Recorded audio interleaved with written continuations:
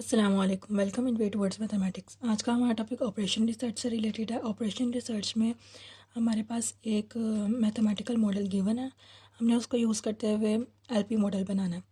तो हम स्टेटमेंट देख लेते हैं। स्टेटमेंट में हमने टेबल भी गिवन किया हुआ, उसमें वैल्यूज़ गिवन है, उसको हमने अब देखना है। स्टेटमेंट देख लेते हैं। Ready mix produces both interior and exterior paints for two raw materials M1 M2। Ready mix एक हमारे पास कंपनी है, वो प्रोड्यूस कर रही है interior and exterior paints raw materials के लिए, और रॉ मटेरियल्स M1 और M2 हैं। The following table provides the basic data of the problem. Table में हमारे पास डाटा है, रॉ मटेरियल M1 है और रॉ मटेरियल M2 है। प्रॉफिट हमारे पास है 5 एंड 4। एक्सटीरियर पेंट के लिए 5 है, इंटीरियर पेंट के लिए 4 है। हमारे पास जो मैक्सिमम अवेलेबिलिटी है वो 24 एंड 16 है। नेक्स्ट देख लेते हैं।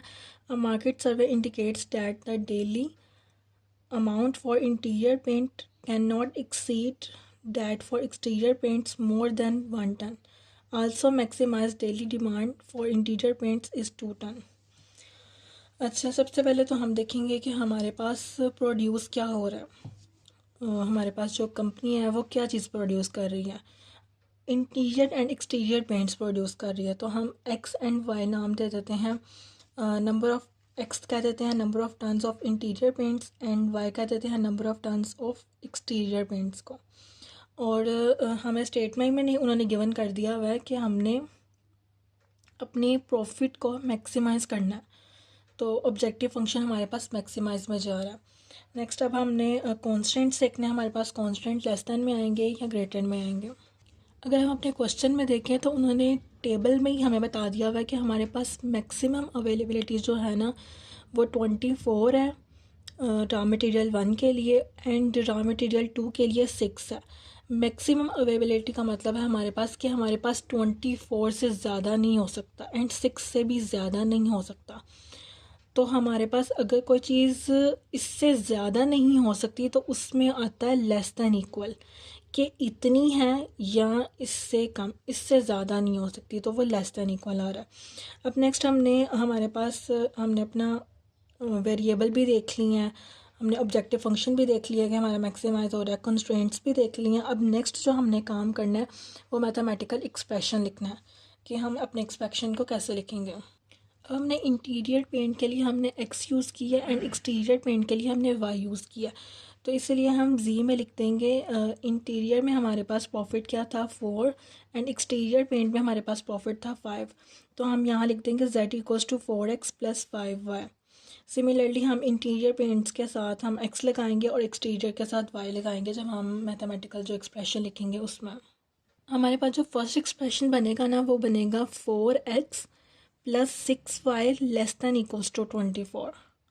नेक्स्ट जो बनेगा वो बनेगा 2x plus y less than equals to 6। And जो थर्ड एक्सप्रेशन बन रहा है ना वो हमारा इस टेबल, ये जो हमारे पास गिवन है ना, इस स्टेटमेंट में हमें उन्होंने दिया हुआ है। तो मैं आपको स्टेटमेंट समझाती हूँ तो उससे आपको पता चलेगा कि हमारे पास थर्ड एक्सप्रेशन कैसे बन रहा है। स्टेटमेंट को देखकर उन्होंने कहा हुआ है, market survey indicates that the daily amount of interior paint can not exceed than of exterior paint more than 1। अब यहाँ पर उन्होंने कहा हुआ है मोर देन 1 से ज़्यादा नहीं है। तो सबसे पहले मैंने कर दिया लेस दैन इक्वल्स टू 1 के 1 से ज़्यादा नहीं है। अब उन्होंने कहा था कि इंटीरियर पेंट एक्सीड नहीं कर रहा एक्सटीरियर पेंट से। तो x minus y, interior paint को हमने क्या कहा हुआ था, x ये एक्सीड नहीं कर रहा, नहीं भर रहा, तो माइनस वाई आ जाएगा, क्योंकि एक्सटीरियर पेंट मेरे पास y है ना, तो ये मेरे पास एक्सीड नहीं कर रहा, तो ये माइनस वाई आ जाएगा। थर्ड एक्सप्रेशन आ जाएगा मेरे पास x minus y less than equals to 1। Next fourth expression को देखना है, उसमें हमारे पास कहा हुआ है also maximize daily demand for interior paint is 2 ton, कि हमारे पास जो इंटीरियर पेंट है ना वो हमारे पास 2 टन है। तो इसका मतलब है कि जो हमारे पास इंटीरियर पेंट के लिए जो डिमांड है ना वो ज़्यादा से ज़्यादा 2 टन है। तो इंटीरियर पेंट हमारे पास क्या है, एक्स है, एक्स को हम कहते हैं। तो इसका मतलब मेरे पास जो एक्स है ना वो लेस दैन इक्वल है 2 से, यानी कि 2 से ज़्यादा नहीं है मेरे पास वो। तो ये मेरे पास 4 एक्सप्रेशन आ जाएंगे। ये देखिए मैंने इनको मैथमेटिकल फॉर्म में लिख लिया है। मेरे पास एक्स और वाई मेरे पास इंटीरियर एंड एक्सटीरियर पेंट्स को डिनोट कर रहे हैं और जेड मेरे पास प्रॉफिट फंक्शन को डिनोट कर रहा है। प्रॉफिट है तो प्रॉफिट का मतलब हमने उसे मैक्सिमाइज़ करना है, तो ऑब्जेक्टिव फंक्शन मेरे पास मैक्सिमाइज़ हो जाएगा। मैक्सिमाइज जेड मेरे पास टोटल प्रॉफिट है, टोटल प्रॉफिट मेरे पास इक्वल है 4x प्लस वाई 5y के, subject to 4x plus 6y less than equals to 24, 2x plus y less than equals to 6। ये तो उन्होंने टेबल में गिवन किया हुआ था। अब नीचे जो स्टेटमेंट थी उसके थ्रू हमने इसको इन दोनों को लिखा है, x minus y less than equals to 1 and x less than equals to 2। और मेरे पास वेरिएबल कौन कौन से हैं, x एंड y, एंड ये दोनों मेरे पास पॉजिटिव होंगे।